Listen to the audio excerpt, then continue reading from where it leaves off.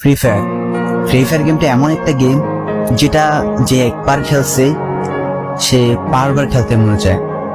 প্রথম পারবে না, কিন্তু চেষ্টা করতে করতে যখন পেরে যায় তখন আর ছাড়ে না। আর এই গেমটা যারা একবার খেলছে, যার মনে একবার জায়গা করে নিয়েছে, সে কখনোই এই গেমটা বলতে পারবে না। সে যদি একদিন 2 দিন 7 দিনও না খেলে, সে 7 দিন পর আবার ঠিকই এই গেমটার ভিতরে ঢুকবে। কারণ এই গেমটা কখনো কাউকে কষ্ট দেয় না। এই গেমটা সবসময় সবাইকে আনন্দ রাখে। এই গেমটাতে আমি অনেক সময় কাটাইছি, আর এটা আমি কখনো ভুলতে পারবো না। এই গেমটা আমার কাছে এমন একটা গেম যেটা কিনা আমি বলে বোঝাতে পারবো না।